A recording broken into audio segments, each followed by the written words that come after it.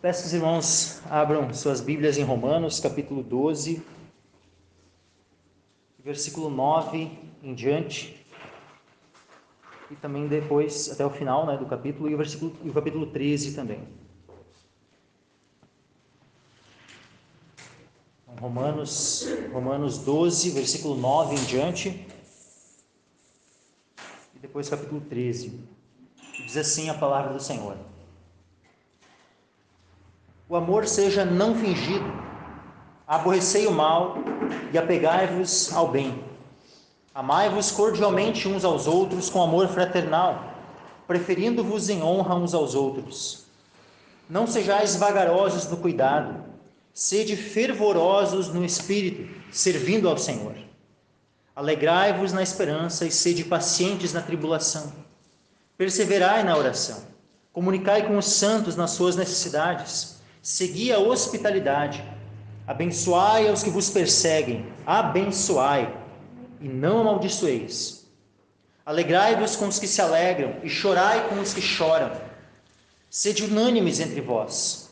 Não ambicioneis coisas altas, mas acomodai-vos às humildes. Não sejais sábios em vós mesmos. A ninguém torneis mal por mal. Procurai as coisas honestas perante todos os homens. Se for possível, quanto estiver em vós, tende paz com todos os homens. Não vos vingueis a vós mesmos, amados, mas dai lugar à ira, porque está escrito: minha é a vingança, eu recompensarei, diz o Senhor. Portanto, se o teu inimigo tiver fome, dá-lhe de comer. Se tiver sede, dá-lhe de beber, porque fazendo isto, amontoarás brasas de fogo sobre a sua cabeça. Não te deixes vencer do mal, mas vence o mal com o bem. Toda alma esteja sujeita às autoridades superiores, porque não há autoridade que não venha de Deus. E as autoridades que há foram ordenadas por Deus. Por isso, quem resiste à autoridade, resiste à ordenação de Deus. E os que resistem trarão sobre si mesmos a condenação. Porque os magistrados não são terror para as boas obras, mas para as más. Queres tu, pois, não temer a autoridade? Faze o bem e terás o louvor dela, porque ela é ministro de Deus para teu bem. Mas se fizeres o mal, teme, pois não traz em vão a espada, porque é ministro de Deus e vingador para castigar o que faz o mal. Portanto, é necessário que lhe estejais sujeitos, não somente pelo castigo, mas também pela consciência. Por esta razão também pagais tributos, porque são ministros de Deus, atendendo sempre a isto mesmo. Portanto, dai a cada um o que deveis: a quem tributo, tributo; a quem imposto, imposto; a quem temor, temor; a quem honra, honra. A ninguém devais coisa alguma, a não ser o amor com que vos ameis uns aos outros. Porque quem ama aos outros cumpriu a lei. Com efeito, não adulterarás, não matarás, não furtarás, não darás falso testemunho, não cobiçarás. E se há algum outro mandamento, nesta palavra se resume: amarás ao teu próximo como a ti mesmo. O amor não faz mal ao próximo, de sorte que o cumprimento da lei é o amor. E isto digo conhecendo o tempo, que já é hora de despertarmos do sono, porque a nossa salvação está agora mais perto de nós do que quando aceitamos a fé. A noite é avançada e o dia está próximo. Rejeitemos, pois, as obras das trevas e vistamo-nos das armas da luz. Andemos honestamente como de dia, não em glutonarias, nem em bebedeiras, nem em desonestidades, nem em dissoluções, nem em contendas e inveja, mas revesti-vos do Senhor Jesus Cristo, e não tenhais cuidado da carne em suas concupiscências. Amém. Até aqui. Podem se assentar.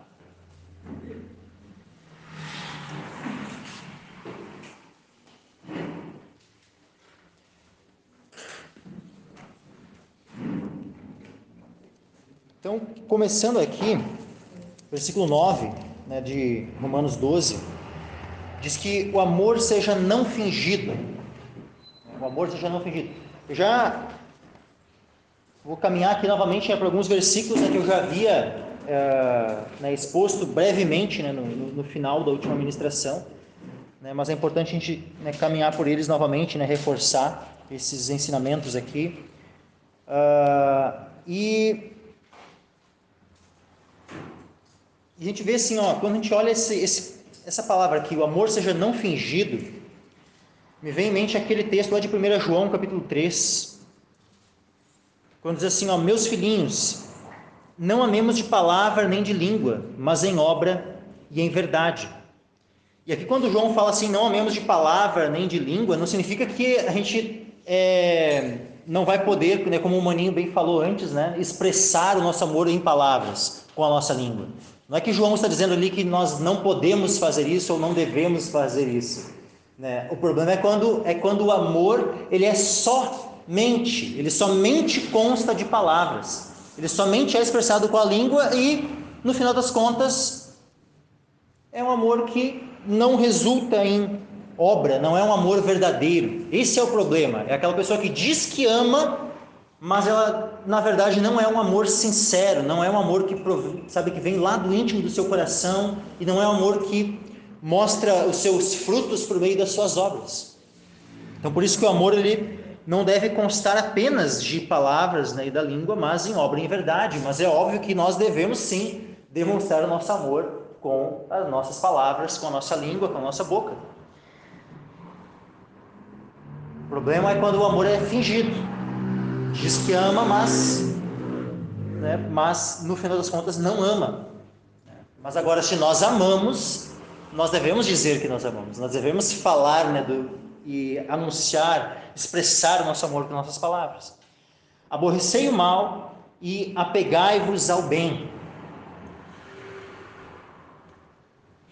Se nós amamos, isso é um ponto aqui muito interessante isso. Parece uma coisa contraditória, né? Mas todo aquele que ama deve odiar. Todo aquele que ama deve odiar. E se aquele que não ama não odeia, é porque na verdade não tem um amor sincero, tem um amor hipócrita. Já vou explicar para o que é direcionado o ódio, né? Aqui fala assim, o amor seja não fingido, e o que vem na sequência? Aborrecei o mal. E esse aborrecer é o que? É odiai. Então nós devemos odiar o mal, tudo aquilo que é mal, tudo aquilo que é pecaminoso, tudo aquilo que é contrário à natureza de Deus, que é boa. Afinal, o Senhor é o único que é digno, né, verdadeiramente de ser chamado bom. Nós, o que Jesus fala a respeito de nós? Vós que sois maus. Mas agora, a respeito de Deus, Deus sempre é bom. Aleluia. Deus é bom. Então nós devemos amar a Deus e nós devemos amar a tudo aquilo que aponta para Deus. Então nós devemos também amar o homem que foi feito à imagem e semelhança de Deus. Mas agora, aquilo que é mal, nós devemos o quê? Odiar. Nós devemos odiar tudo aquilo que é mal. Porque se nós de fato temos um amor verdadeiro, necessariamente nós vamos odiar aquilo que é mal. Porque aquilo que é mal é uma afronta àquilo que é bom. E se nós amamos o bem, se nós amamos aquilo que é bom, se nós amamos a Deus e tudo aquilo que reflete a glória de Deus, nós vamos odiar tudo aquilo que é mal e que é uma afronta à imagem e à glória de Deus. Então, aborrecei ao mal e apegai-vos ao bem. Nós estejamos, então, cada vez mais firmados no bem, em tanto praticarmos o bem, como amarmos aquilo que é bom. Versículo 10 diz assim, amai-vos cordialmente uns aos outros com amor fraternal. Então aqui nós precisamos justamente nos entender, compreender que nós em Cristo somos uma família. Todo aquele que é nascido de Deus ama aquele que nasceu de Deus. Se nós nascemos de Deus, nós também vamos amar a todos os nossos irmãos que são nascidos de Deus. Lá em 1 João diz assim, 1 João capítulo 5,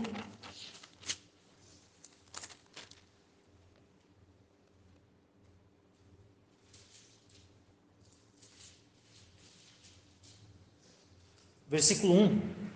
1 João 5, versículo 1 diz assim, todo aquele que crê que Jesus é o Cristo é nascido de Deus. Quem crê que Jesus é o Cristo? Amém? Todo aquele que crê que Jesus é o Cristo é nascido de Deus. E todo aquele que ama ao que o gerou, quem é que nos gerou? Deus. Se nós somos filhos de Deus, se nós somos nascidos, né, como diz aqui, todo aquele que crê que Jesus é o Cristo é nascido de Deus. Então quem é que nos gerou? Deus. Todo aquele que ama ao que o gerou, ou seja, todo aquele que ama a Deus, também ama ao que dele é nascido. Então, todo aquele que ama a Deus, ama também a todos os que nasceram de Deus. Ou seja, ama aos filhos de Deus. Quem são os filhos de Deus? Os filhos de Deus, eles compõem o quê? A família de Deus, ou seja, a igreja do Senhor. A igreja do Senhor é essa família de Deus. A igreja do Senhor é composta pelos filhos de Deus. Então, é muito interessante, né? Eu acho assim, eu fico muito encucado assim, né? Porque hoje em dia tem surgido um monte de gente que diz que ama a Cristo, diz que ama a Deus, né? Mas não amam a igreja do Senhor. E eu fico, como assim? Que amor é esse? Que amor é esse por Deus? Que amor é esse que diz que tem por Jesus, quando não ama a igreja do Senhor? O que é a igreja do Senhor? A igreja do Senhor não é uma estrutura. A igreja do Senhor não é essas paredes aqui onde nós estamos reunidos aqui dentro. A igreja do Senhor é a congregação, são os filhos de Deus. A reunião dos filhos de Deus. Isso é a igreja do Senhor. Então, quando alguém não ama a igreja do Senhor, é porque não ama aqueles que foram gerados por Deus. E se não ama aqueles que foram gerados por Deus, isso é um sinal de que provavelmente essa pessoa, na verdade, não foi gerada por Deus. Porque como alguém pode dizer que ama a Deus e não amar o seu irmão? Não querer estar junto do seu irmão?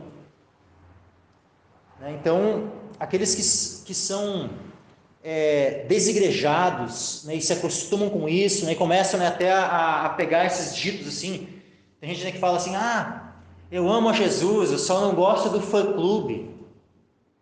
Sabe, esse tipo de conversinha, esse tipo de fala assim, é justamente a fala, sabe, né, dos desigrejados que não entendem nada, né, do amor de Deus. Que adianta falar que ama a Deus e não amar o seu irmão? Então nós devemos amar cordialmente uns aos outros, com amor fraternal.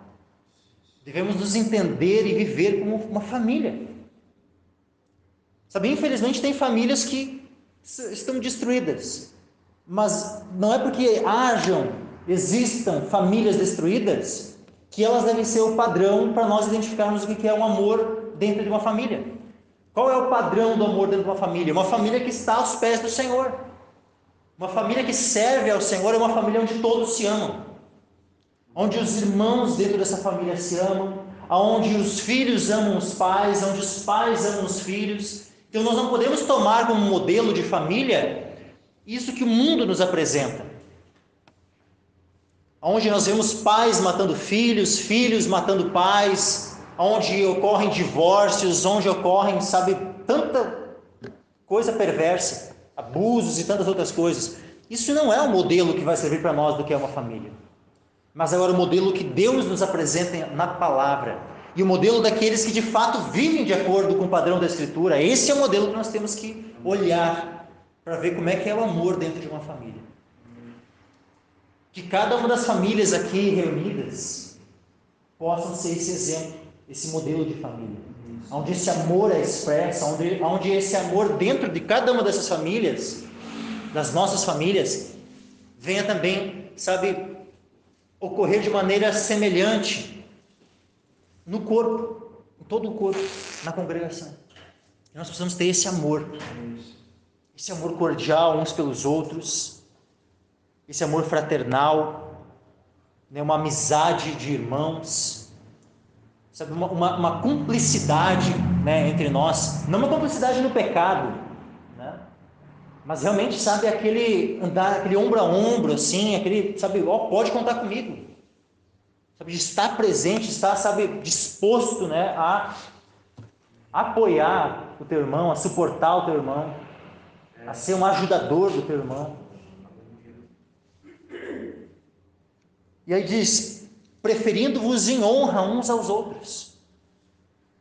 Preferindo-vos em honra uns aos outros. No culto passado eu já dei um exemplo aqui, um exemplo negativo, né, daquilo que não se deve fazer, né, ou seja, que não se deve buscar a própria honra. Jesus mesmo disse, né, que havia, né, aqueles que estavam interessados apenas na honra, né, na glória dos homens. E nós não podemos, ter o nosso foco em querer a honra, né, e a glória para nós. Só que, o que o texto está dizendo para nós fazermos? Que nós devemos preferir em honra uns aos outros. Ou seja, nós não devemos, sim, tudo bem, nós não devemos buscar a glória para nós, a honra para nós, mas nós devemos preferir a honra do nosso irmão. Nós devemos desejar a honra do nosso irmão. E na medida que isso vai acontecendo, que nós, como diz o texto, nós preferimos o nosso irmão em honra, nós damos a preferência de honra ao nosso irmão, isso vai ser algo mútuo. Ninguém vai precisar buscar uma honra para si, uma vez que todos estão preferindo uns aos outros em honra. Então aquele desejo pecaminoso por honra, ele não vai existir. Ou pelo menos, ele vai estar ali bem, vai ser muito mais fácil de contê-lo, de resistir a essa tentação, pelo fato de nós estarmos preferindo em honra uns aos outros. Agora, eu quero dar acho que eu não vou conseguir aqui exaurir esse assunto aqui, exemplos de como nós podemos honrar uns aos outros, e também atitudes nossas que também podem ser uma espécie de desonra ao nosso irmão. Quando tu convida, né, alguém, né, por exemplo, para ir na tua casa, o que tu está fazendo? Esse convite, o que é em relação, né, ao teu irmão? Tu está honrando aquele irmão. Quando tu convida ele para, né, vem lá, vem jantar lá na minha casa, tal, o que tu está fazendo? Tu está honrando o teu irmão. Aí, no momento em que tu aceita esse convite e vai, tu também está, então, honrando aquele que te convidou. Porque se tu pega e desconversa, né, e, né, não posso e tal, né, sou muito compromissado, né, e tu coloca outras coisas, sabe, o que tu está fazendo? Tu está desonrando o teu irmão. Teu irmão está ali, né, dispondo, abrindo, né, a casa para te receber. Mesma coisa, né, pode acontecer com uma festa de casamento, alguma outra situação, né, no momento que tu declina desse convite, tu está desonrando.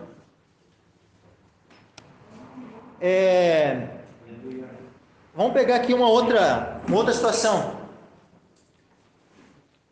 Eu mando uma mensagem. Tá? Eu mando uma mensagem para o irmão. Uma mensagem no WhatsApp, por exemplo. Aí essa mensagem ela fica ali. Preste atenção nisso, irmãos. Essa mensagem fica ali ignorada. E aí, 2, 3 dias depois, essa mensagem, né, vai ser lida e daqui a pouco nem é respondida. O que é isso, meus irmãos? O que aconteceu aí? Aconteceu uma desonra. Agora, no momento em que tu recebe uma mensagem e tu lê essa mensagem, tu responde essa mensagem, tu está honrando aquele que falou contigo. Imagina eu chegar é semelhante a eu chegar para o irmão, começar a falar com ele e ele simplesmente não me dar ouvidos. O que vai estar acontecendo? Se eu chego, né, por exemplo, para a Emanuela e começo a falar com ela e ela, né, fica olhando para um lado, olhando para o outro, como se eu não estivesse falando com ela, não me responde nada. Que negócio é esse? Seria uma atitude de honra? O que é uma atitude de honra? É no momento que eu falo e a pessoa presta atenção e responde. Então, se da mesma forma como no face a face, né, a honra ela está em nós conversarmos, prestarmos atenção um no outro e respondermos um ao outro, o mesmo se dá numa comunicação à distância, por carta, né, ou por meio, né, uma carta escrita, né, a gente normalmente não usa mais, mas, né, hoje a gente tem porque, vê, aqui olha só, o que era isso aqui? A gente está dando a carta aos Romanos. Nós temos depois carta aos Coríntios, nós temos carta, né, aos Gálatas, né? Hoje em dia a nossa comunicação ela não se dá normalmente por uma carta escrita, mas ela se dá por uma carta eletrônica, digital. Então a nossa comunicação, quando, né, ela se dá ali por meio de um WhatsApp, por meio de mensagem ou alguma outra, um e-mail, alguma outra forma de comunicação, ela é uma comunicação semelhante a essa comunicação à distância que era a carta antigamente. Então que nós venhamos, sabe, a estar atentos a esse tipo de situação e percebemos que quando nós respondemos ao nosso irmão, nós estamos honrando ele. E se nós não dermos uma resposta, se nós deixarmos, né, a pessoa no vácuo, nós estamos desonrando. Então que nós venhamos a estar preferindo em honra uns aos outros. E aí o que isso implica? Justamente no amor que nós devemos ter ao nosso próximo como a nós mesmos. Quando nós amamos ao nosso próximo como a nós mesmos, nós fazemos para ele aquilo que nós não queremos que seja feito para nós? Não. Nós vamos fazer aquilo que nós queremos que seja feito para nós. E nós não vamos fazer aquilo que nós não queremos que seja feito para nós. Então, pensa, tu, meu irmão e minha irmã, quando vocês mandam uma mensagem para alguém, vocês desejam uma resposta? Então, se vocês desejam uma resposta, que vocês possam, então, dar uma resposta. Da mesma forma como vocês desejam. Amém? Né? A gente tem várias situações, sabe, de honra na Escritura. Davi, né, ele manda homens, né, para... quando um rei, né, de um outro país, rei dos Amonitas, morre, ele manda servos, né, para ir lá, né, consolar o filho, né, que então passou a ser o novo rei. E os servos, né, aqueles que estavam junto daquele rei, o que Davi estava fazendo? Davi estava honrando ele. Só que os servos chegaram, né, para aquele rei e disseram assim: tu acha que Davi está te honrando, mandando esses servos aí? Não, ele está querendo espiar a terra para depois vir aqui invadir. E aí ele vai, corta as vestes daqueles homens, raspa a barba deles e tal, né? Ou seja, desonra aqueles homens e desonra Davi. Essa não é a maneira como nós, né, devemos agir. Quando alguém toma alguma atitude de nos honrar, imagina nós pagarmos o bem com o mal e desonrarmos. Pelo contrário, né? Sabe, nós não devemos dever a ninguém coisa alguma, né? O texto mais adiante ali, depois eu vou passar por ele, né? A quem honra, né? A quem nós devemos honra, nós devemos honrar e não deixar de honrar. Então que nós venhamos a preferir em honra uns aos outros, considerarmos uns aos outros superiores a nós mesmos, como diz lá em Filipenses, né? Não considerarmos nós superiores ao nosso irmão. Porque isso é o comum, o natural do coração humano é se achar superior ao seu irmão. E aí achar que eu sou o merecedor da honra. Mas agora, quando eu considero o meu irmão superior a mim mesmo, então eu passo, né, a buscar, como diz aqui, a preferir a honra dele. Então que este venha a ser, né, o sentimento que esteja no nosso coração, meus irmãos. Aí diz assim: não sejais vagarosos no cuidado, sede fervorosos no espírito, servindo ao Senhor. Então que isso aqui fala bastante, sabe o que? Do nosso serviço ao Senhor. Que em tudo aquilo que nós fizermos ao Senhor, nós não sejamos preguiçosos, não sejamos vagarosos, mas venhamos a servir o Senhor com fervor de espírito. Que não venhamos a ser frios uns com os outros, no trato, sabe, mas calorosos. Que venhamos, sabe, na oração, orar com fervor. Que quando, sabe, formos ler a Escritura, que venhamos a ler ela com fervor. Que tudo aquilo que nós fizermos, nós venhamos a fazer com fervor e não com frieza. Que venhamos entender, sabe, que estamos na presença de Deus. E uma vez que estamos na presença, né, de Deus, nós não podemos ficar, né, frios, apáticos. Nós precisamos, sabe, ter o nosso espírito fervente quando está na presença de Deus. Então, que sejamos fervorosos no espírito, servindo ao Senhor. Alegrai-vos na esperança, sede pacientes na tribulação, perseverai na oração.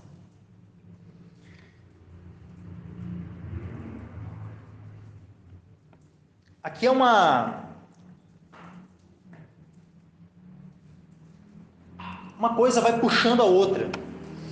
Eu já comentei aqui sobre, na quinta-feira, os irmãos que estavam aqui presentes, eu estava comentando sobre justamente a vinda de Cristo, o arrebatamento, o dia onde os nossos corpos serão glorificados, o dia onde os mortos ressurgirão, onde juntos, os vivos, os que estiverem vivos, em Cristo, na vinda do Senhor, serão transformados, os mortos ressurgirão e todos nós seremos juntos arrebatados para o encontro com o Senhor nos ares.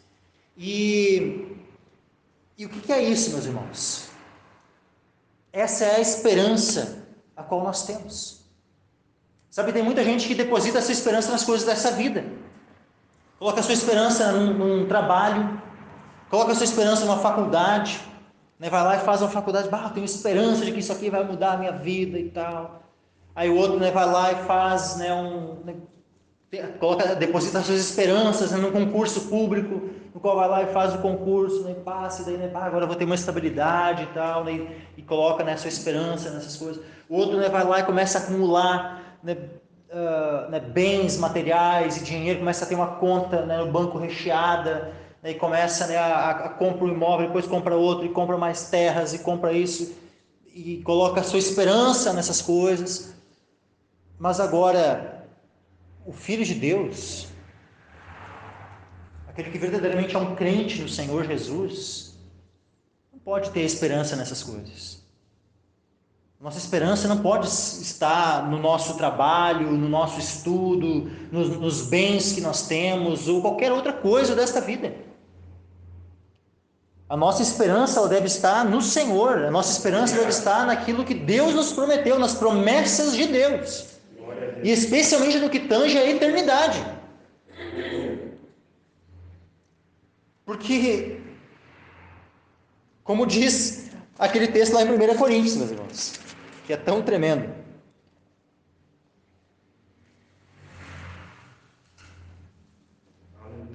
Diz assim, se esperamos em Cristo só nesta vida, somos os mais miseráveis de todos os homens.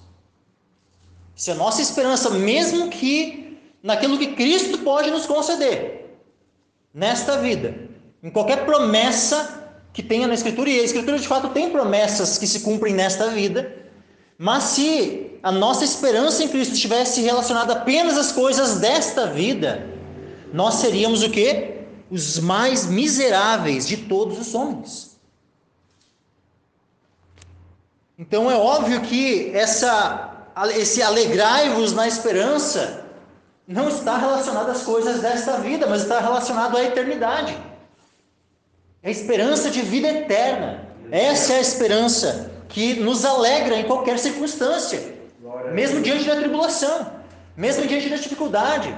Eu posso estar ali enfrentando uma doença, mas eu vou estar alegre por causa que a esperança que eu tenho em Cristo, ela não se restringe a esta vida.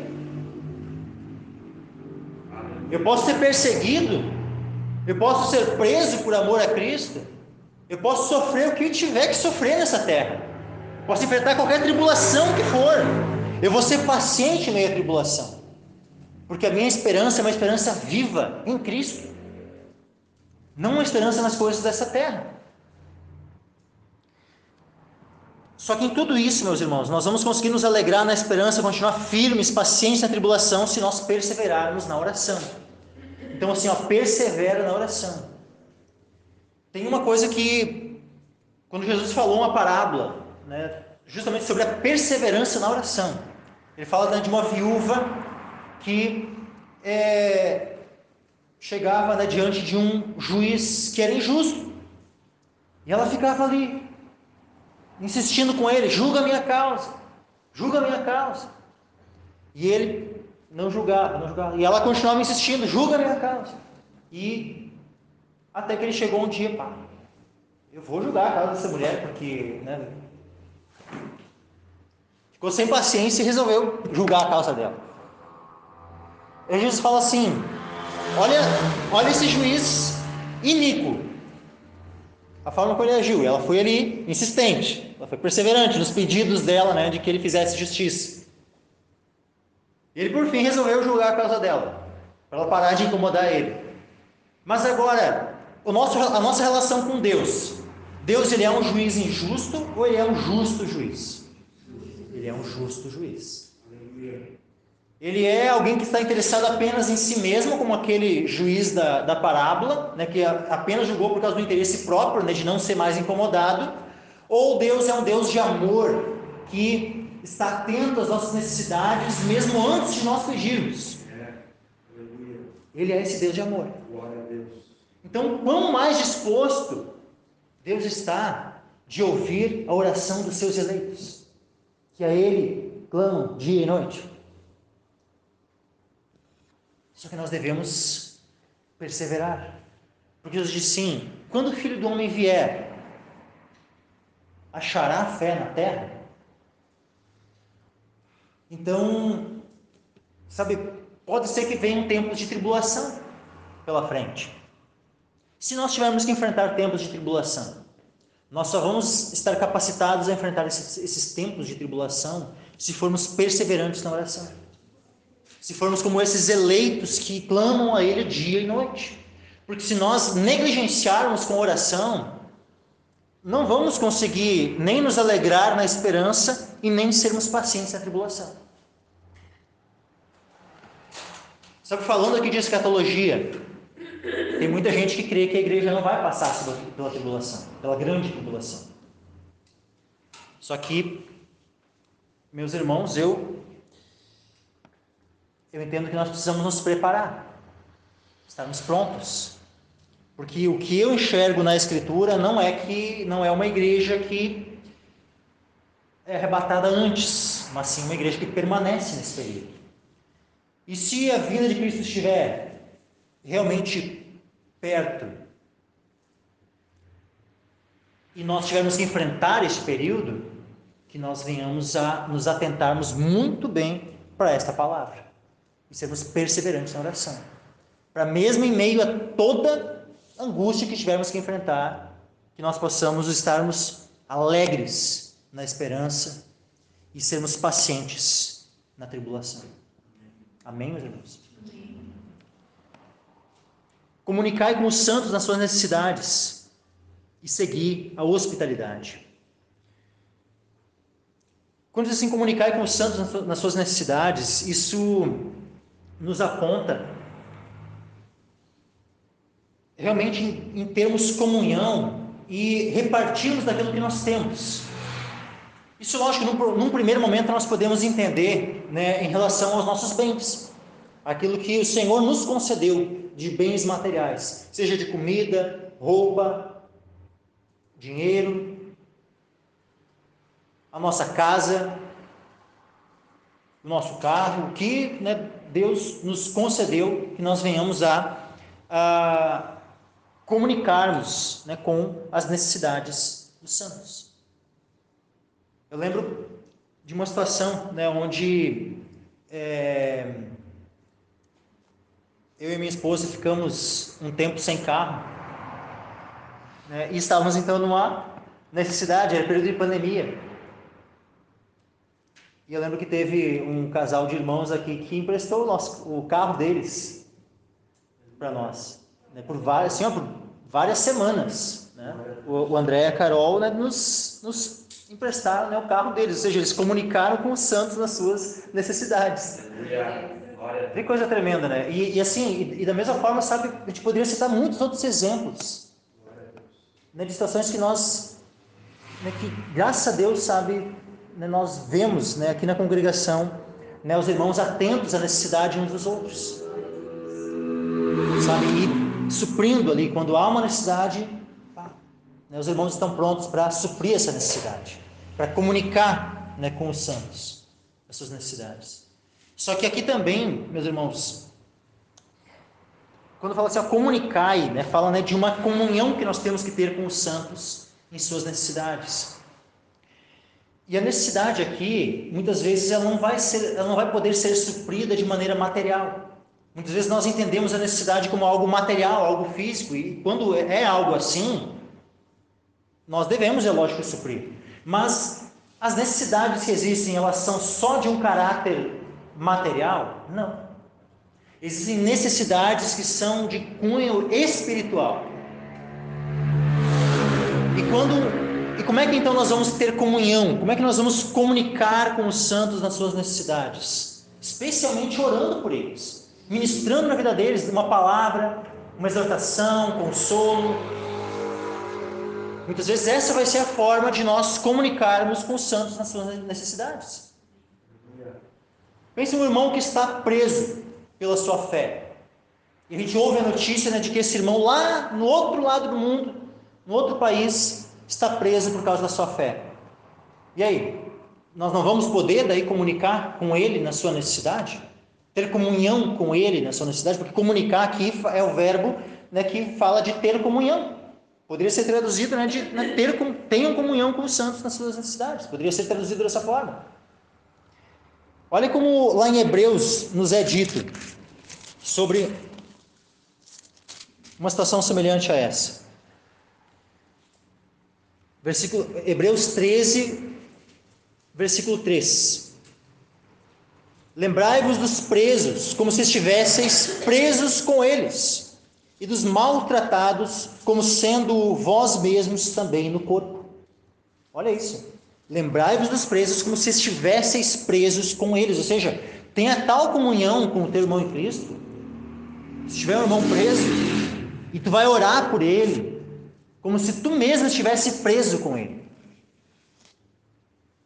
Aí diz assim, e dos maltratados, como sendo vós mesmos também no corpo. Se soube de algum irmão que foi maltratado por causa da sua fé, tu vai interceder pela vida dele como se tu mesmo tivesse sido maltratado junto com ele. Então temos tal comunhão que nos colocamos no lugar do nosso irmão. E é como se nós sofrêssemos a necessidade que ele sofreu ou está sofrendo. E dessa forma, então, nós vamos ministrar de maneira muito mais apropriada a necessidade do nosso irmão. Seguir a hospitalidade. E aqui, né, como eu já comentei no culto passado, né, esse seguir poderia também ser perseguir, né, a hospitalidade.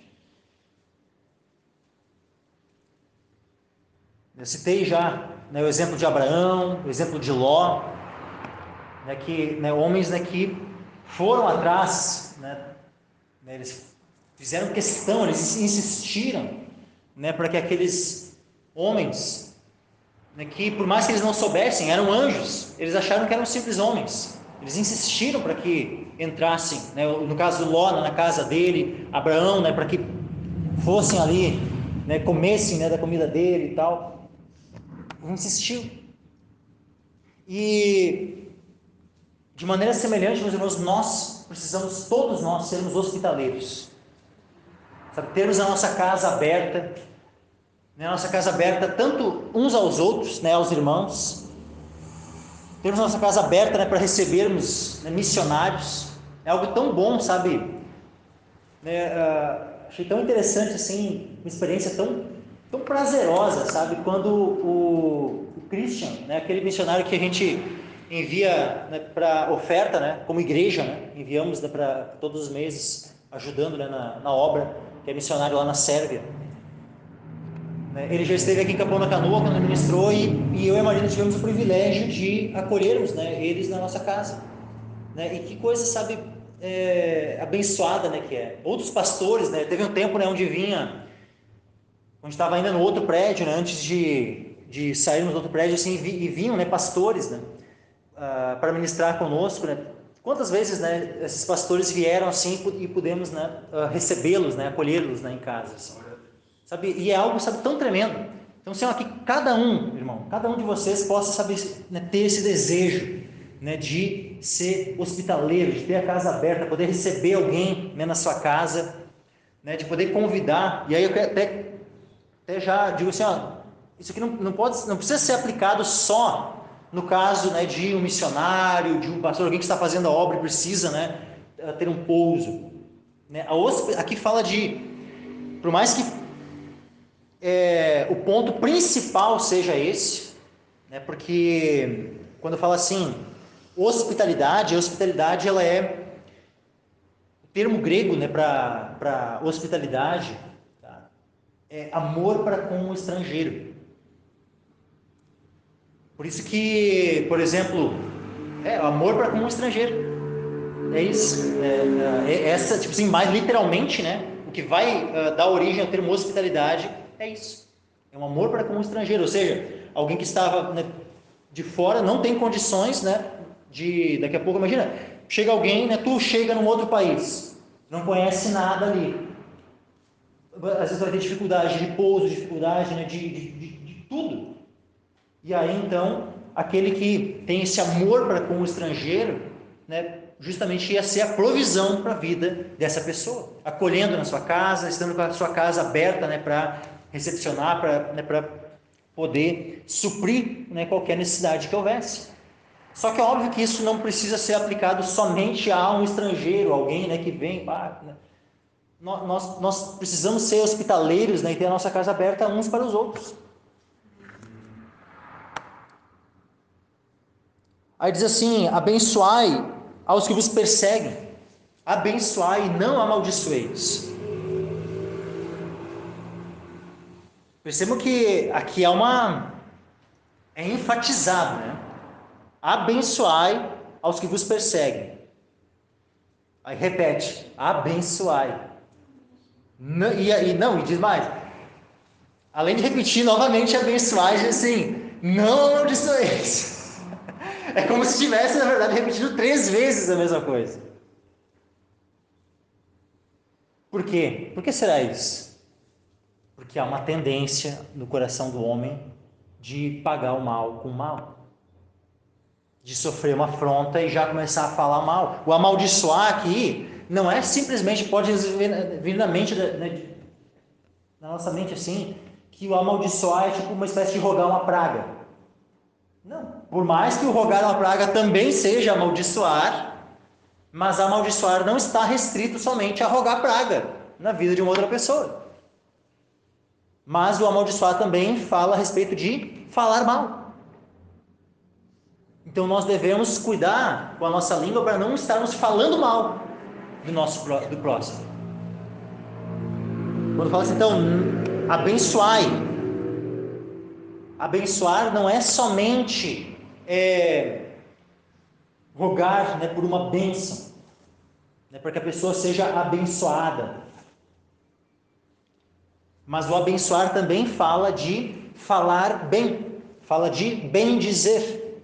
Porque tanto a palavra abençoar, ela também pode ser traduzida como bem dizer. Por exemplo, quando é dito assim, ó, que nós bendizemos a Deus, né, a palavra é a mesma de abençoar. Só que nós abençoamos a Deus, né, no sentido de podermos de alguma forma, né, transferirmos alguma bênção para Deus. Não, né? Mas nós podemos bendizer a Deus. E é a mesma palavra, bendizer e abençoar. Maldizer e amaldiçoar. Então, que nós venhamos a vigiar nisso, meus irmãos. Cuidar, né, os nossos lábios, né, para estarmos abençoando, para estarmos falando bem, bendizendo. E olha só que interessante. Aos que vos perseguem. Aos que vos perseguem. Se aqueles que nos perseguem, nós devemos abençoar e não amaldiçoar, que dirá aos nossos irmãos em Cristo. Amém. Aí sim é que dos nossos lábios só devem sair bênção, né? Aí diz assim, versículo 15, alegrai-vos com os que se alegram e chorai com os que choram. De maneira semelhante como quando fala assim, comunicar com os santos nas suas necessidades. Ou seja, nós temos que ter comunhão com o nosso irmão. E ter uma comunhão tal que quando o nosso irmão está alegre, nós nos alegramos junto.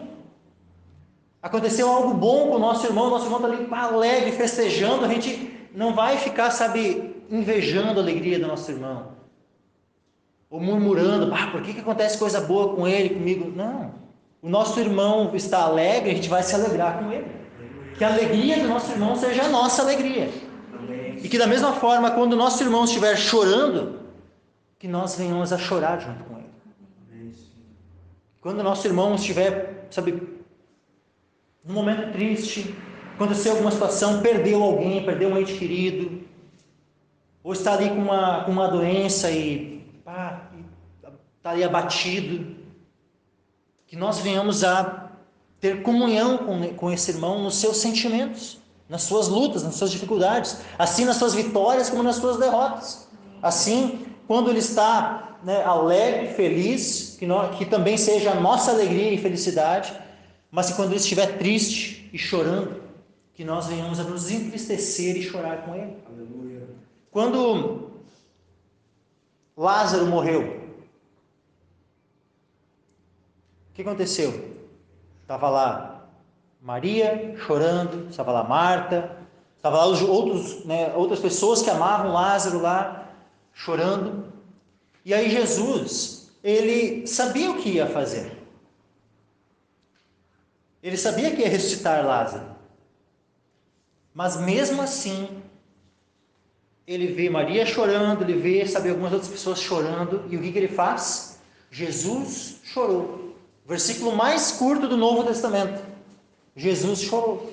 Por que Jesus chorou? Porque ele é o nosso exemplo, a quem nós devemos imitar. Jesus chorou com os que choram, e nós devemos fazer o mesmo. Sede unânimes entre vós. Ou seja, nós devemos ter um só pensamento. Devemos procurar, alinharmos o nosso entendimento a respeito das coisas. Por isso, sede unânimes entre vós, ou seja, que não haja divisão em nosso meio. Que não haja um puxando para um lado, outro puxando para o outro, um tendo, mas eu acho que tem que ser assim, ou tem que ser assado, então começa a ter aquela luta, aquela briga, Não. Que nós venhamos a ser unânimes. Graças a Deus, até hoje, nós não tivemos nenhuma dificuldade, nesse aspecto, de brigas, discussões, alguma coisa nesse sentido. E que, pela graça de Deus, isso venha a ser preservado. Porque é tão triste, quando começa, a ver ali, divisões, e há uma perda, dessa unanimidade, desse um só pensamento, dessa concordância, que deve ser a marca do povo de Deus. Amém. O povo de Deus deve ser unânime. Quantas a gente vai lendo Atos dos Apóstolos, quantas vezes a gente vai vendo essa palavra? Eles eram unânimes. Havia uma concordância, um só pensamento, todos juntos. Ele diz, então, sejam unânimes entre vós, não ambicioneis coisas altas, mas acomodai-vos às humildes. Então, meus irmãos, aqui, no mundo, o que o mundo é? O mundo jaz no maligno. O mundo tem os seus princípios. No mundo, qual é o princípio? É que as pessoas ambicionam coisas altas. A pessoa quer o melhor cargo numa empresa, a pessoa quer os maiores ganhos possíveis, a pessoa quer a melhor casa, quer o melhor carro, ela quer tudo o melhor, ela fica sempre ambicionando coisas mais altas. Quer mais poder, quer mais dinheiro, quer mais, tudo ela quer coisas altas. No mundo, o objetivo é ambicionar coisas altas. Esse é o padrão do mundo. E nós, o povo de Deus, nós devemos ter esse mesmo padrão? Então ficar correndo atrás dessas coisas, ficar correndo atrás de muito dinheiro, atrás de muito poder, atrás de casa, atrás de carros, atrás de tudo aquilo que este mundo pode nos dar. Diz assim, acomodai-vos às humildes. Não é dito lá em 1 Timóteo que o amor ao dinheiro é a raiz de todos os males? É dito isso. Porque o amor ao dinheiro é a raiz de todos os males. E nessa cobiça, alguns se desviaram da fé e transpassaram a si mesmos com muitas dores. Mas também é dito um pouquinho antes, assim, que grande ganho é a piedade com contentamento. Porque nada trouxemos para este mundo e manifesto é que nada podemos levar dele. Tendo, porém, sustento e com que nos cobrirmos, estejamos com isso contentes. Perceba que o princípio é o mesmo. Não fica correndo atrás dos bens materiais, das coisas deste mundo, mas te contenta com aquilo que tu tem. Tu tem com o que te vestir, com o que, o sustento, com o que te cobrir. E ali aquela cobertura que fala ali, entendo eu que fala, não fala apenas das vestes, tá? Fala também de uma habitação. Porque poderia ter uma palavra ali específica para falar de vestes e não foi usada uma palavra, cobertura. Então eu entendo que cobertura ali é amplo, fala de vestes e de um local para habitar. Ou seja, o povo de Deus não precisa ser um indigente, que tem que vestir matamando na rua, não é assim também. Mas se tu tem a tua casa, tu tem onde morar, tu tem vestes para te cobrir, tu tem o sustento, tu precisa ficar ambicionando tudo mais que este mundo pode dar? Ou tu pode estar contente servindo ao Senhor? Pode estar contente servindo ao Senhor. Deve estar contente servindo ao Senhor. Estava lá, menor capítulo, Jeremias, é interessante, A gente tem Isaías e Jeremias. Isaías tem 66 capítulos, e Jeremias tem 52. Só que Jeremias é maior do que Isaías, apesar de ter bem menos capítulos, porque os capítulos de Jeremias são bem mais longos. Mas tem um capítulo que é bem curtinho. Tem um capítulo de Jeremias que é o mais curto, do profeta Jeremias. Vamos ler esse capítulo bem curtinho de Jeremias. Na verdade, a gente nem vai precisar ler todo o capítulo,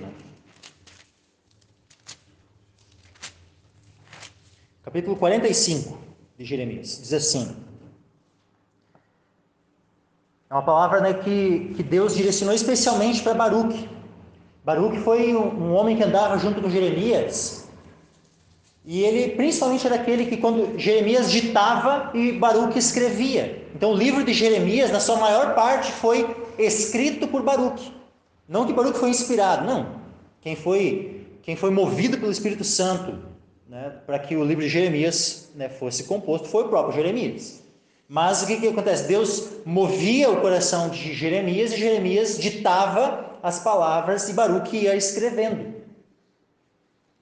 E em um dado momento, Deus move Jeremias e revela a ele uma palavra especialmente para Baruque. Então, 45, versículo 1, a palavra que Jeremias, o profeta, falou a Baruque, filho de Nerias, quando este escrevia no livro estas palavras da boca de Jeremias, no ano 4 de Jeoiaquim, filho de Josias, rei de Judá, dizendo: assim diz o Senhor Deus de Israel acerca de ti, ó Baruque.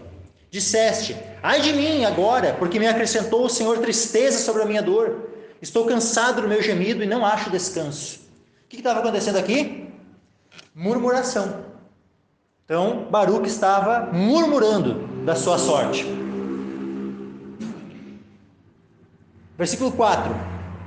Assim lhe dirás: isto diz o Senhor: eis que o que edifiquei eu derrubo, e o que plantei eu arranco, e isso em toda esta terra.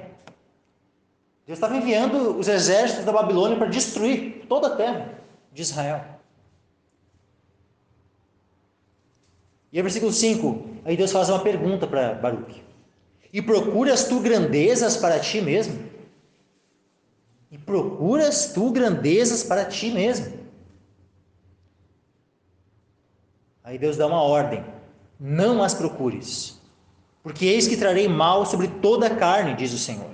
Porém te darei a tua alma por despojo, em todos os lugares por onde fores. Se nós temos a nossa alma por despojo, se nós temos, a esperança que é a salvação das nossas almas. E temos então a nossa alma por despojo. A gente precisa ficar preocupado em buscar grandezas para nós, em ficar almejando, ambicionando coisas altas para nós. Não precisamos. Que nós venhamos a nos acomodarmos às humildes. Estamos salvos, nós já temos muito mais do que qualquer homem bilionário deste mundo. Podem ter toda certeza que se homens como Bill Gates, Elon Musk, o Bezos lá, o dono da Amazon, são os homens mais ricos, né, do mundo, assim, tem outros também. Qual desses homens serve a Cristo? Qual desses homens tem um testemunho de que serve a Cristo? Nenhum deles. Eles estão nas posições mais altas, né, do que as pessoas gostariam de estar. Só que tenho certeza que se eles não se arrependerem de seus pecados, se converterem ao Senhor, quando eles morrerem, ou se eles estiverem vivos na volta do Senhor, eles com certeza dariam tudo o que têm para conseguirem a vida eterna, para conseguirem ser livres do destino eterno que eles terão, que eles sofrerão, a condenação que vai vir sobre eles. Eles dariam tudo o que têm. Só que tudo aquilo que eles têm, por mais que sejam bilhões e bilhões, daqui a pouco até isso de dólares, né? Porque em reais tem alguns que já está chegando na casa do trilhão. Mesmo tudo que eles têm, somente pela alma deles, não é suficiente. Eles podem dar 1 trilhão de reais. A gente nem sabe quanto dinheiro é isso. Eles podem dar 1 trilhão de reais. Está aqui, Senhor, para pagar o preço da redenção da minha alma. O que o homem vai dar em troca da sua alma? O que o homem poderia dar em troca da sua alma? Uma gota do sangue de Cristo tem um valor que não pode ser comparado com nada deste mundo, com toda a riqueza deste mundo. E é somente o sangue de Jesus que tem valor suficiente para resgatar a alma dos homens. Aleluia. Tem poder suficiente para resgatar todos os homens. E é uma pena que todos não querem, não se achegam a Ele. Então que nós venhamos a nos acomodarmos às humildes, estarmos alegres, contentes, porque nós somos salvos. Que venhamos a perseverar nisso, perseverar no Senhor, no caminho do Senhor. Que não sejamos sábios em nós mesmos. Vamos dizer aqui, não sejais sábios em vós mesmos.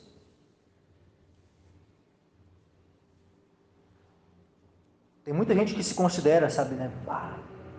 Nós vamos rejeitar a sabedoria deste mundo. Que quando nós chegarmos diante da palavra do Senhor, que a gente não venha começar a estar ali em luta e achando, né, que a gente, não, mas o meu jeito é melhor e tal. Não. O jeito que o Senhor estabeleceu é melhor. Ele é mais sábio do que tu. Então não seja sábio em ti mesmo. Toda vez que tu te deparar com algo na Escritura que, mas isso aí está difícil, hein? Ora ao Senhor e te sujeita. Não seja sábio em ti mesmo. Não ache que tu é mais sábio do que Deus. Não venha achar que o teu jeito é melhor. Não, o nosso jeito não é melhor. É melhor que nós nos sujeitemos ao jeito do Senhor, à vontade do Senhor, ao que Deus estabeleceu em sua palavra. Nós não venhamos a ser sábios em nós mesmos, mas confiarmos no Senhor, não nos estribarmos no nosso próprio entendimento, mas confiarmos no Senhor. Confiarmos que Ele é sábio. Ele é o Deus sábio. Então tudo aquilo que Ele estabeleceu em sua palavra é de uma sabedoria eterna. Aleluia. Não de uma sabedoria limitada como a nossa. Versículo 17 diz assim, ninguém torneis mal por mal. Procurai as coisas honestas perante todos os homens.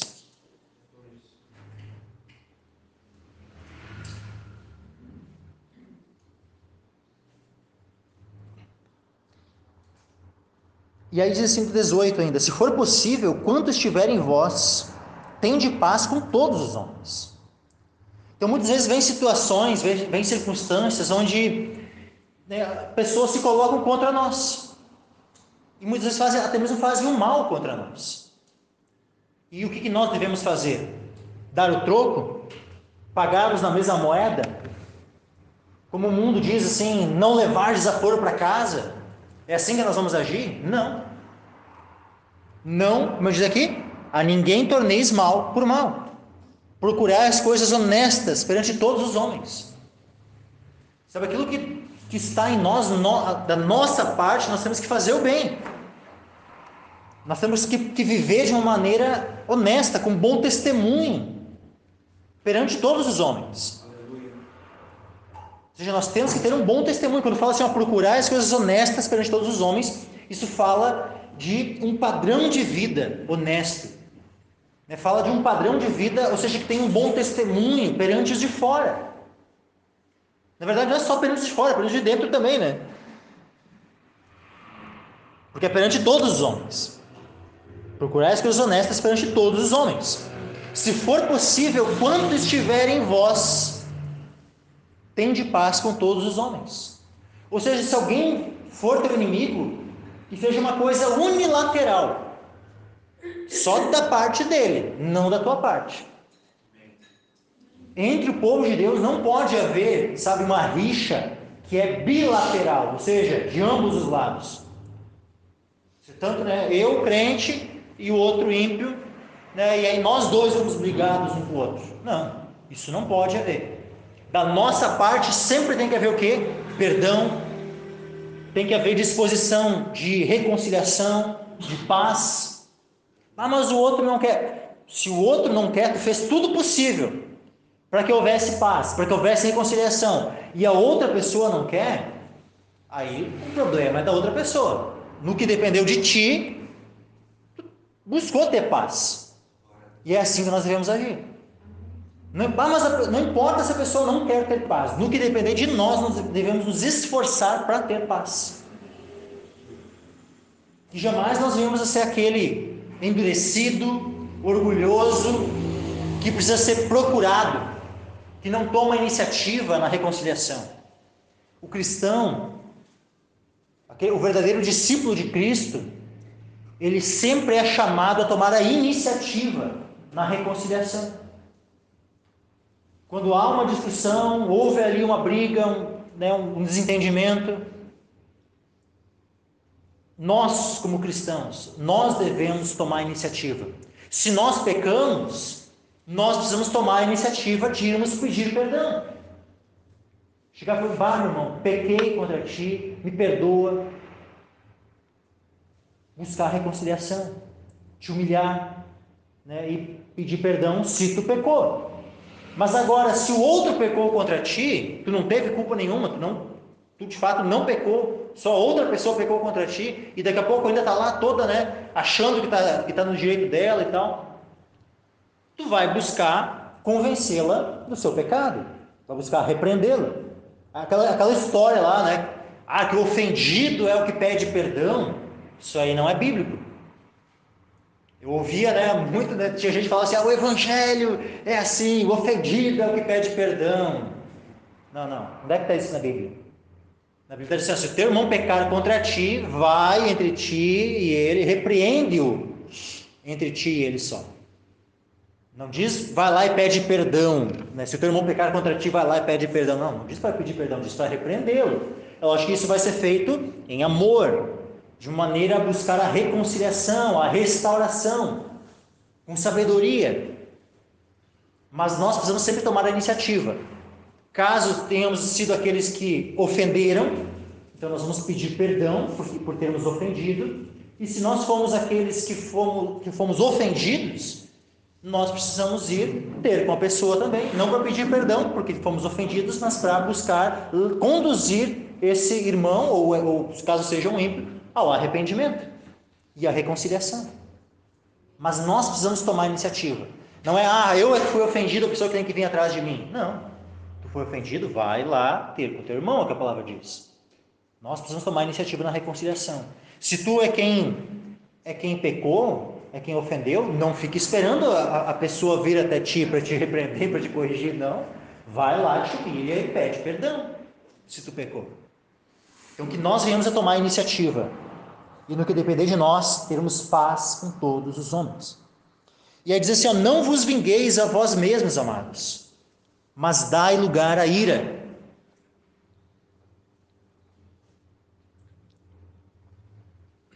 não vos vingueis a vós mesmos. Então alguém fez alguma coisa contra ti, tu não pode te vingar, tu não pode ir lá e querer dar o troco. E isso envolve qualquer situação, meus irmãos. Desde uma situação pequena, a pessoa falou mal de ti, ou alguma situação, até uma coisa bem mais grave. Por exemplo, que Deus livre, né, que aconteça, né, em nosso meio algo assim. Mas imagina que alguém tivesse, né, um filho, um parente, um irmão, um pai, uma mãe, mortos. Ou que sofresse alguma coisa grave, sabe? Né, de outra pessoa.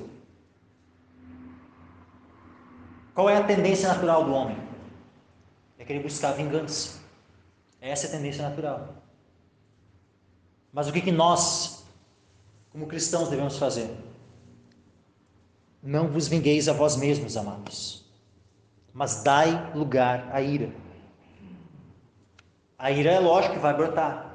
Quando algum ente querido nosso, alguma pessoa sofre, né, algo, né, de outra pessoa, ou mesmo nós mesmos, a tendência nossa é se irar e querer nos vingarmos. Essa é a tendência natural do homem. Mas o que nós, como povo de Deus, precisamos fazer? Não darmos lugar à nossa própria ira, mas darmos lugar à ira de quem? De Deus. Não vos vingueis a vós mesmos, mas dai lugar à ira. Não é a nossa, né? Porque se der lugar à nossa, daí é justamente vai acabar descambando no ato da vingança. Dai lugar à ira de quem? De Deus. Por quê? Olha o que diz ali. Porque está escrito: minha é a vingança, eu recompensarei, diz o Senhor. Então nós vamos confiar no Senhor, na justiça de Deus. Não tomarmos a vingança nas nossas próprias mãos. Olha Davi quando Nabal, né, Davi ele cuidou dos rebanhos de Nabal por um tempo, ele e os seus homens. Depois, quando chegou a época da tosquia, Nabal matou várias ovelhas lá, fez um baita de um churrasco, né, para os seus servos e tal. E Davi, né, ficou sabendo, Nabal, né, tá lá tosqueando as ovelhas, ele sabia que era um tempo de abastança. E aí ele pediu: pode me conceder algo, né, alguma coisa aí, né? E aí Nabal, quem é Davi? Davi tinha ajudado, né, servido ali sem cobrar nada, não tinha, né, serviu de proteção para que não tivesse nenhuma ovelha roubada e tudo mais. Ou seja, Davi fez o bem para Nabal. Depois ele pediu um favor. Ele não pediu um pagamento, ele pediu um favor. Estou precisando de uma ajuda aqui e tal, né? Pode me ajudar? Né? Aí ele: quem é Davi? É aquele que está fugindo do seu senhor? Muitos escravos, né? Muitos servos fogem ao seu senhor. A internet assim zombou, né, de Davi. Quando Davi ouviu isso, que tinha mandado 2 servos para pedir, ele ouviu isso, ele: é assim? Cada um com a sua espada. Botaram a espada na bainha e foram rumo à casa de Nabal. Ele disse que Deus me faça outro tanto. Ele botou Deus se ficar um vivo até pela manhã da casa de Nabal. Ele foi pronto para se vingar. E aí a esposa de Nabal, Abigail, ficou sabendo que tinha ido servos lá, era uma mulher sábia. Não vai dar bom para nós. Ela mandou, né? O que esse meu marido aí, né, fez? Né? Mandou os servos lá prepararem rápido, né? Bastante comida ali. Botou aquilo em cima de vários jumentos. Foi ela e mais alguns servos junto e foram ao encontro de Davi. Encontraram no meio do caminho. Davi já viu. Aí ela vai, se humilha perante Davi. Só recebe, né, esse presente da tua serva e tal, né? E Davi, né, olha aquilo e ele agradece a ela, né, a sabedoria que Deus tinha dado para ela e como Deus tinha usado ela para que não houvesse depois culpa de sangue nas mãos dele, de ele vingando a si mesmo. O que aconteceu depois? No dia seguinte, Nabal tinha ali se embriagado.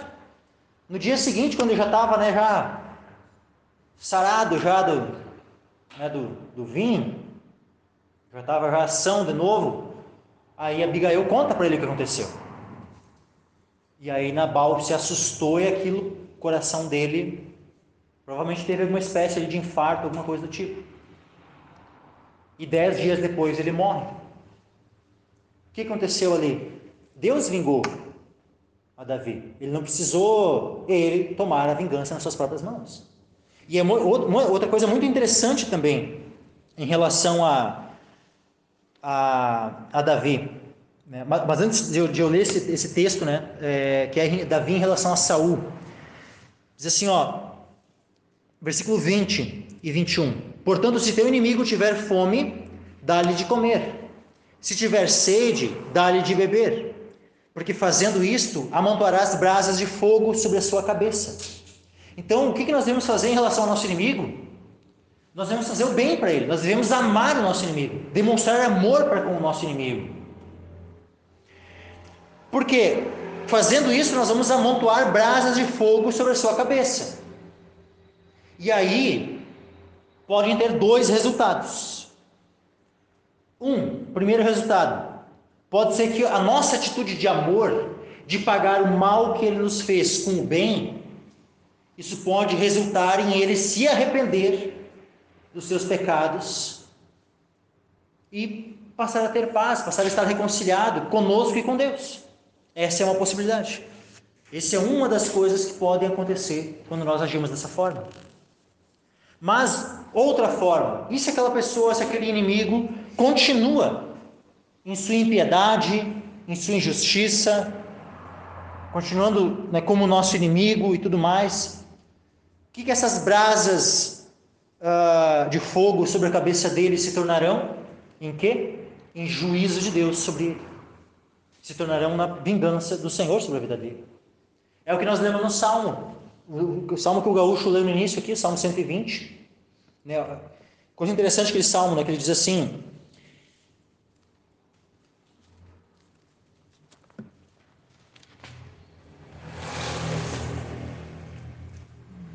olha só, na minha angústia clamei ao Senhor e me ouviu. Senhor, livra minha alma dos lábios mentirosos e da língua enganadora. Ele está falando aqui de inimigos que estão fazendo mal contra ele, falando, né, mal da vida dele. Que te será dado? Ou que te será acrescentado, língua enganadora? Ele faz uma pergunta. O que vai vir sobre, né, aqueles que têm essa língua, né, enganadora? Aí é dito, flechas agudas do poderoso. Quem é esse poderoso? É Deus, a quem pertence a vingança. Flechas agudas do poderoso, com brasas vivas de zimbro. E aqui está mencionando as brasas vivas.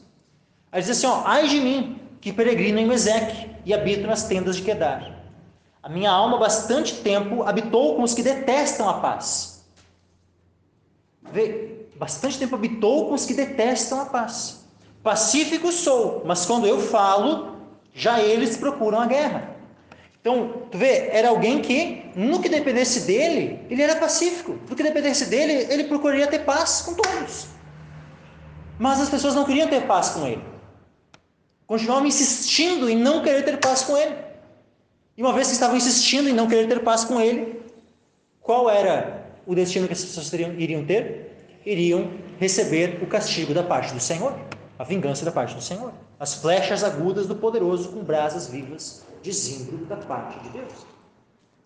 E aí, para nós finalizarmos aqui, a gente nem vai entrar hoje no capítulo 13, né?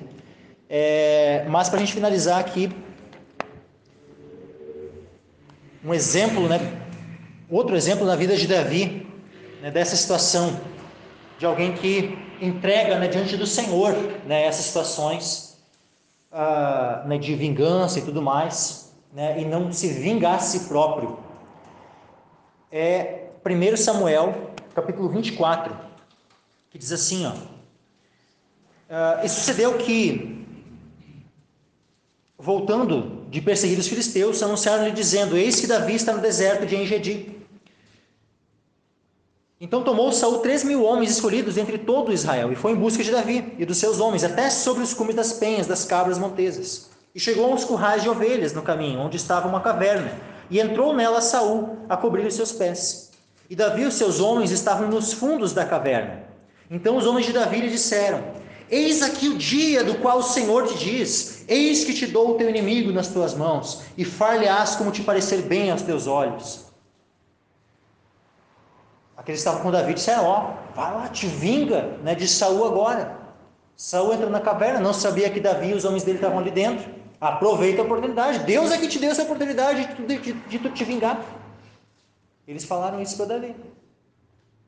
E aí, levantou-se Davi e mansamente cortou a orla do manto de Saul. E sucedeu, porém, que depois o coração doeu a Davi por ter cortado a orla do manto de Saul. E disse aos seus homens: o Senhor me guarde de que eu faça tal coisa ao meu Senhor, ao ungido do Senhor, estendendo eu a minha mão contra ele, pois é o ungido do Senhor. Ele repetiu tantas vezes o ungido do Senhor, não tanto para si, mas mais para aqueles que estavam com ele. Diz assim, versículo 7, e com estas palavras conteve os seus homens, e não lhes permitiu que se levantassem contra Saul. E Saul se levantou da caverna e prosseguiu o seu caminho. Saul nem ficou sabendo do que aconteceu ali. Versículo 8, depois também Davi se levantou e saiu da caverna, e gritou por detrás de Saul, dizendo: Rei, meu senhor! E olhando Saul para trás, Davi se inclinou com o rosto em terra e se prostrou. E disse Davi a Saul: por que das tu ouvidos as palavras dos homens que dizem: eis que Davi procura o teu mal? Eis que esse dia os teus olhos viram que o Senhor hoje te pôs em minhas mãos nesta caverna. E alguns disseram que te matasse. Porém a minha mão te poupou, porque disse: não estenderei a minha mão contra o meu Senhor, pois é o ungido do Senhor. Olha, pois, meu pai, vê aqui a orla do teu manto na minha mão, porque cortando-te eu a orla do manto, não te matei. Sabe, pois, e vê que não há na minha mão nem mal, nem rebeldia alguma, e não pequei contra ti. Porém, tu andas a caça da minha vida para me atirares. Olha o que ele diz no versículo 12. Julgue o Senhor entre mim e ti, e vingue-me o Senhor de ti, porém a minha mão não será contra ti. Ele falou isso na cara de Saul. Vingue-me o Senhor de ti, mas a minha mão não vai ser contra ti. É exatamente aquilo que diz lá em Romanos. É entregar essa situação diante do Senhor. Ele é o vingador. Se alguém vai vingar, é Ele. E pode ser que nem precise. Porque pode ser que, ou haja arrependimento. Então, julgue o Senhor entre mim e ti, vingue-me o Senhor de ti, porém a minha mão não será contra ti. Como diz o provérbio dos antigos: dos ímpios procede impiedade, porém a minha mão não será contra ti. Após quem saiu o rei de Israel? A quem persegues? A um cão morto? A uma pulga?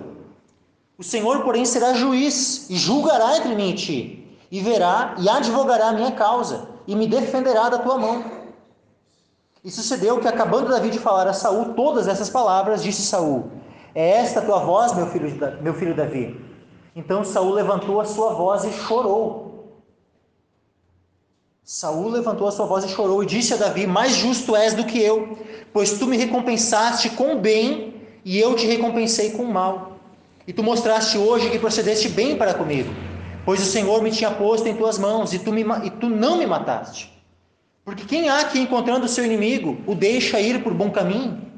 O Senhor, pois, te pague com bem, por isso que hoje me fizeste. Agora, pois, eis que bem sei que certamente hás de reinar, e que o reino de Israel há de ser firme na tua mão. Portanto, agora jura-me pelo Senhor que não desarraigarás a minha descendência depois de mim, nem desfarás o meu nome e da casa de meu pai. Então jurou Davi a Saul, e saiu para sua casa, porém Davi e os seus homens subiram ao lugar forte. Então que nós venhamos, a ter esse mesmo coração de Davi, nesse momento ali. De não pagar o mal com o mal, de não dar o troco na mesma moeda, mas de confiarmos no Senhor.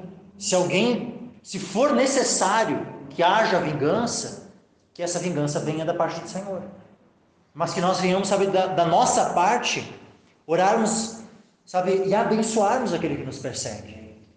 Orarmos para que haja reconciliação, sermos aqueles que buscam a paz. Sermos pacíficos e pacificadores. E desejarmos, um bom relacionamento com todos. Amém, meus irmãos? Então peço que todos se coloquem em pé. Eu queria chamar o gaúcho aqui, e nós encerrarmos.